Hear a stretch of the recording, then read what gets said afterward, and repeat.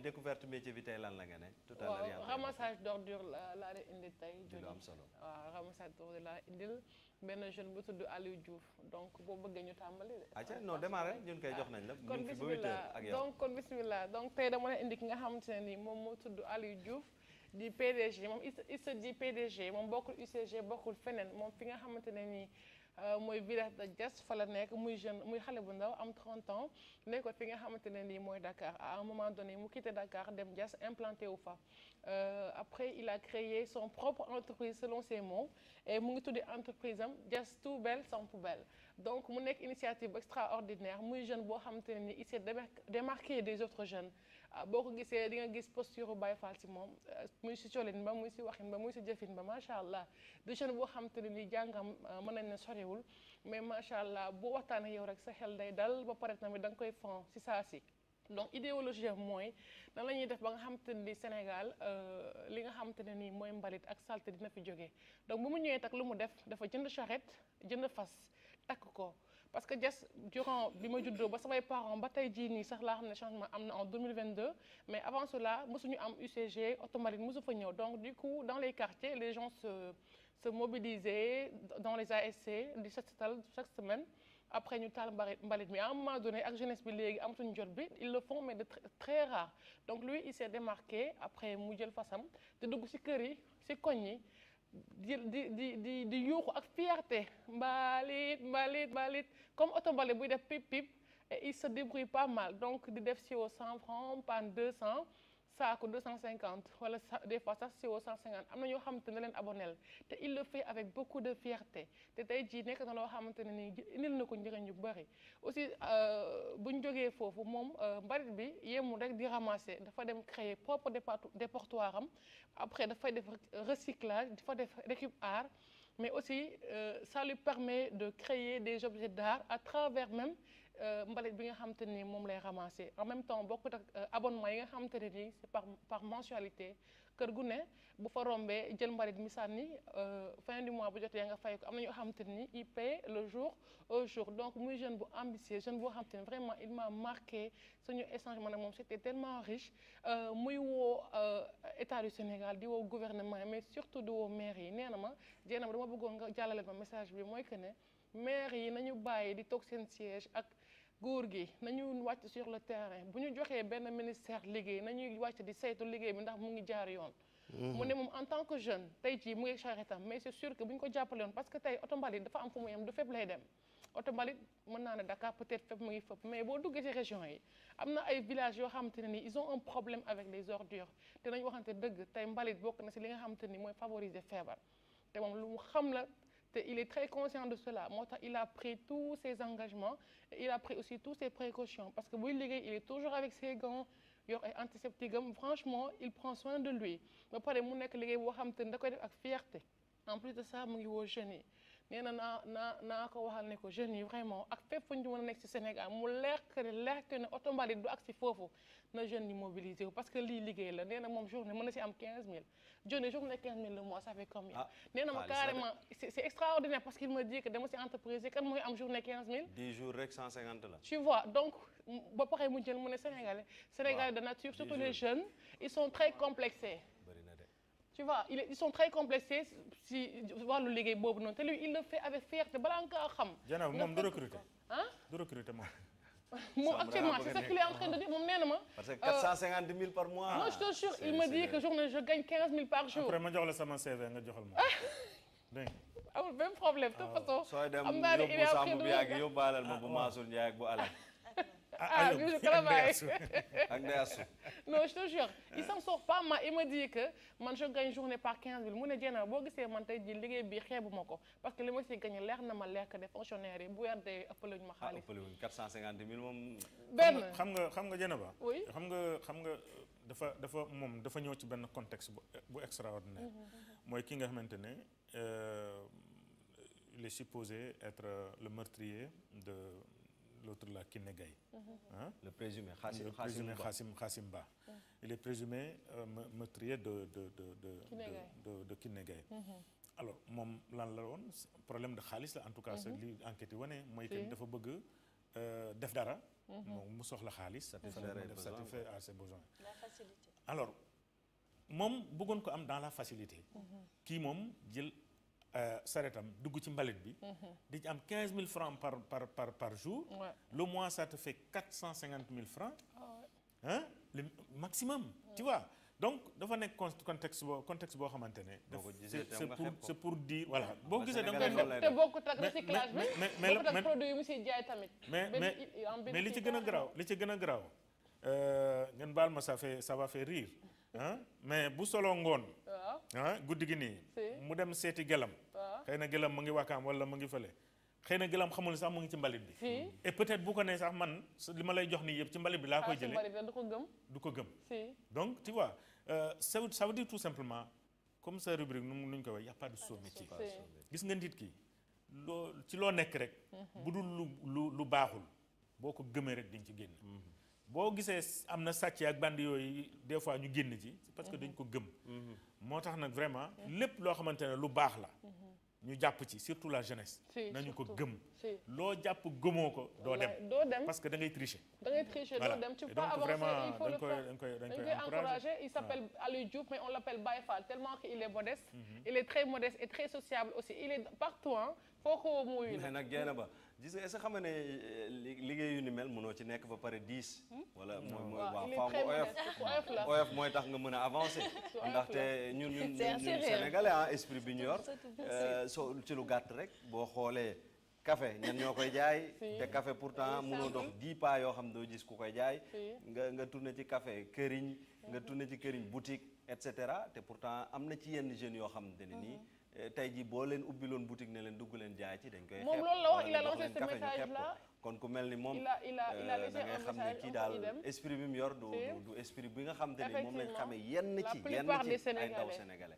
la plupart parce que nee na ma xoolal suñu mbokk guinéen yi moom nee na exemple bi du ko sax jël si moom mais il me dit xoolal suñu mbokk guinéen yi mu ne guinéen ngay gis tali bi nii koo dem këram Guinée bu la ne toogal doo toog parce que déjà franc CFA bi bokkul benn ñaareel bi mooy da ngay ñëw ñoom xeebuñu dara café ndox tàngal nu mu tudd sa allumette mu ne ma ñooñu lu ñuy gagner par journée ils peuvent avoir 5 000 10 000 ba 12 000 maxi par journée mu ne ma loolu ñu koy dajale imagine toi que weer bi dee ñu yoon nekk seen famille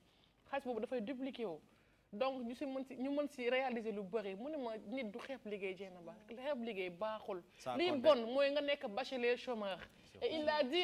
il m'a dit il y a tellement de bacheliers chômeurs te li tax ba ñu nekk ay bacheliers chômeurs mooy ils attendent de l'État pourquoi le jeune sénégalais n'a pas l'habitude de prendre ses propres initiatives pourquoi le jeune sénégalais a un complexe de certains travail bien déterminé entre guillemets pourquoi le jeune sénégalais ne peut pas prendre ses propres moyens jóg ne xaaral ma def lii mais tout le temps nguur gi deful dara nguur gi def na ñu ngi nekk di ŋaañ di xas di xarab nguur gi tous les jours te am na liggéey yoo xam te ni sa koñ boo leen regroupé woo wala yow en tant que jeune conscient nga toog xalaat ne lii kat su ma ko defee mën naa ci génne mais da ngay rus lan diw de day farmbalit diw de day def li day def la te pourtant loolu boo ko doon def xëy na tey ñii di fayee ko par weer duñu la ëppale xaalis Dieynaba le temps ma lay bàyyi nga daal di conclure bàyyil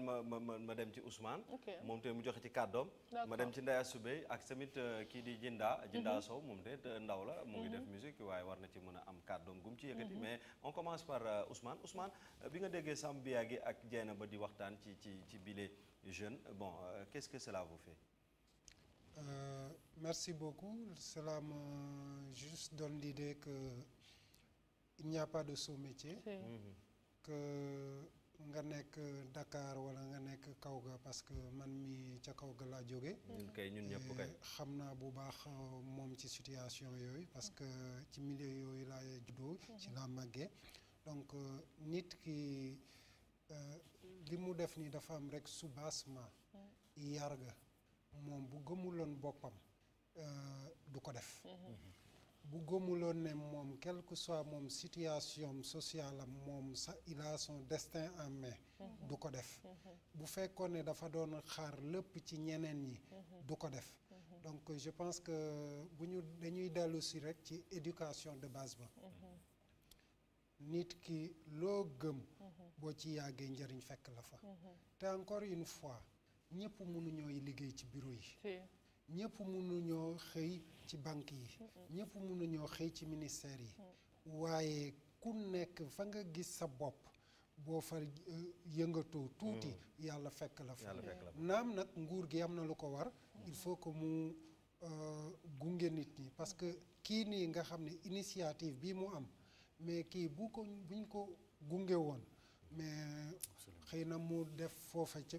day def lu extraordinaire foofu mu juddoo non day recruter sama genre defal lu raw UCG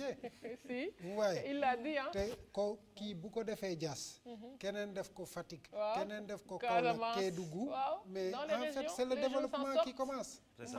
c'est le développement qui commence et pourtant ñoom ña nga xam ne ñoo dëkk ak moom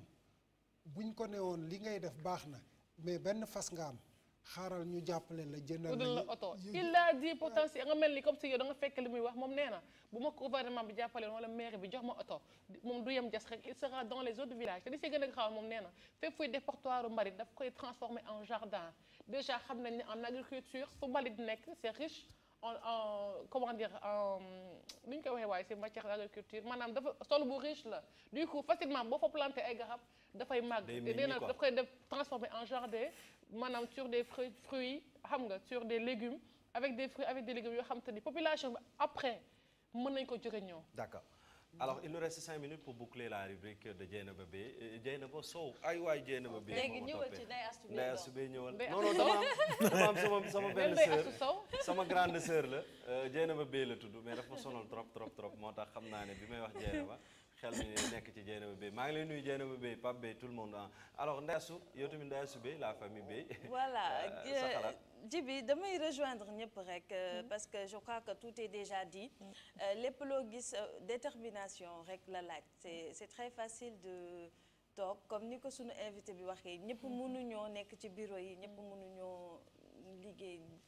il faut ñenn ñi nekk secteur informel ñeneen ñi nekk fee ñeneen ñi nekk fee boo nee dama am sama bac du ma def yenn yi loolu moo ñu tardeel loolu moo ñu sonal parce que déjà moom il a des idées yamul rek ci dajale mbalit bi apparemment mu ngi def recyclage ni toog ne awma liggéey état moo ma war a utal liggéey tamit dafa yomb en plus ça ne mène à nulle part li état di def kay mooy nga commencé tàmbale comme moom ni mu def nii ne man lii ak lii def ay proposition xam nga kii dafay neex a jàppale day neex a taxawu bu ko yeneen jeune defee ni moom Sénégal kanam rek la jëm mais toog quant à dire que ne waaw awma lii état jàppale wu ma am naa sama bac am naa maa ngi dem naa université pare naa liggéey amul dëkk bi kenn amul liggéey il faut tamit entreprendre et savoir créer des initiatives moo la ci mën a génnee surtout ak jamono ji ni mu doxee ni c'est vraiment un exemple à suivre et à encourager. C'est sûr. Merci beaucoup Ndeye Astou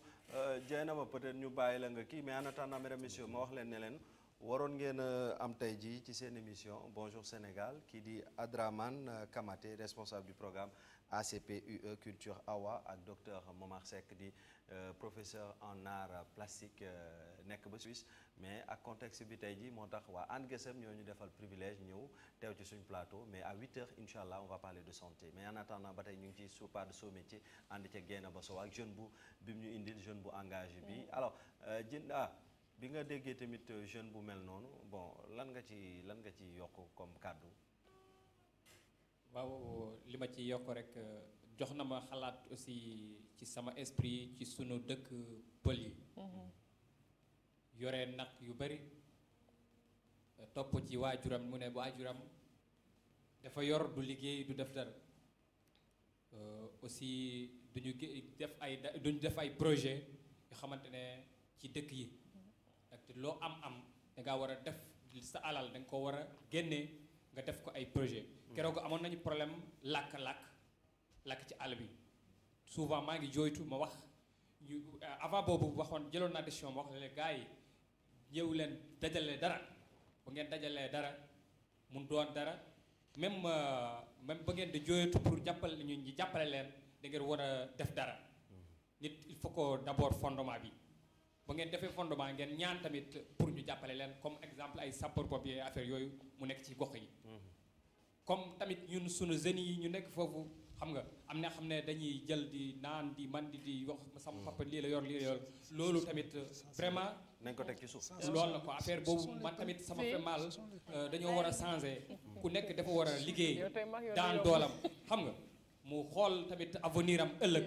mais nekk ci di wax man sama papa dafa yore ay nag ay kii ay xam nga loolu tamit bon ça me fait mal loolu tamit laa ci gis vraiment les jeunes là vraiment encouragé voilà merci beaucoup Samba Djinda Sow artiste compositeur di nga tamit li mu lancé appel bi yaakaar naa ne du tàbbi ci noppi ku tax yéen jeunes yi Dieynaba peut-être voilà donc avant de terminer moom nee na dafay lancer message à tous les jeunes sénégalais et aussi à la population sénégalaise nee na l'ordure c'est pas on ne doit pas l'appeler l'ordure mais c'est de l'or dur parce que c'est transformable et c'est possible de le transformer de telle sorte que dañ si am lu bëri et que toutes les familles sénégalaises ak les quartiers et les ASC ñu bañ a yem si football ak xumbaay ak mumbaay qui s'organisent chaque semaine 2 ou 3 fois dans la semaine ñu nettoyer seen quartier yi que devant chaque maison qu'il y ait un arbre soit fruit wala bu nekk arbre boo xam te ne nii mën na jëriñ ci côté médecine tu comprends un peu te aussi mu ngi ne nañu la nature n'est pas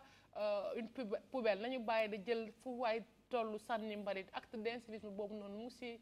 accentué bu baax a baax mu ngi ñaan Sénégalais yi ne leen nañu bàyyi di sànni mbalit yi fépp fu waay taxaw rek sànni mbalit c'est pas bon du tout pour la nature c'est pas du tout bon pour un pays te mbalit xam na nga day delloo ginnaaw dëkk même si côté islam set dafa am solo donc loolu moo nekkoon dernier message am ñu koy remercier moom Aliou Diouf c'était un plaisir d'avoir fait voilà il s'appelle Aliou Diouf mais il est connu sur le nom de Baye Fall. Baye Fall, en tout cas, Aliou Diouf. Depuis Dias. Bon succès pour la suite. En tout cas, bonne chance, bonne continuation. Fi nga teg sa tànk foofu la gën a la accélérer rek. Sambou waaw. dafa am lu am solo lu mu wax mooy ordure. En 94 je me rappelle encore bi ñuy def semaine de la jeunesse et de la culture man maa gagné woon le prix de l'art plastique. Machallah. Et li ma ko gagné woon mooy benn pot de fleur bu ñu sànni mu toj ñu sànni ko. tesson boobu laa utilisé ma def ci sama art boobu moo gagné woon le prix cette année là en 94 pourtant ci ordure la jógee donc ça veut dire que c'est de l'or dur effectivement ñu koy woowee et que mbalit dañ koy toxal rek sànniwuñu ko dañ koy déplacer rek mais sànniwuñu ko en tout cas loolu bu ngeen ci loolu moo taxoon sax ñu naroon a tey dalal pour un peu mottali rubrique bi waa art plastique benn docteur Momar Seck boo xamante ne nii mooy niñ naan nul n'est prophète chez soi moom tamit Sénégalais la mais mu ngi Suisse di def lu am solo ci biennale bi lañ découvrir yu am solo yu daal di indi en tout cas xam naa ne dinañ am occasion am ak moom waxtaan balaa muy delluwaat foofee ci kii Dieynaba jaajëf merci beaucoup juste deux mots rek moom nee na mu ngi woo aussi gouvernement Sénégal que dans les écoles comme le fait Thione avec Jefferson il dit que dans les écoles pourquoi pas ñu mën a instaurer ay métiers yoo xamante ni les enfants duñu yem rek ci ay affaires de culture générale il faut que ñu jéem a dal métier dans les écoles que c'est très important Johnny te loolu bëgg naa ngeen ci inciter à chaque fois xam nga nan la ñuy def Dieynaba Aliou moom faa nga woon ñu ko Baye Fall ñu ñëw toog ak moom def ak moom émission parce que genre initiative yi day baax ñu wan ko ndaw ñi surtout bu ñu nekkee week-end yi sax ñoom allez indiwaat émission bi ñoom ñu suivre ko day tax ñu mën a topp ci seen i pas moo gën chaque jour ñuy waxtaan ay wax yoo xamante ne ni duñu yóbbu fenn diw moo wax li diw moo def le vocal yi fii vidéo yi fii en tout cas duñu yóbbu fenn yii nii mooy nekk initiative yi ñu war a promouvoir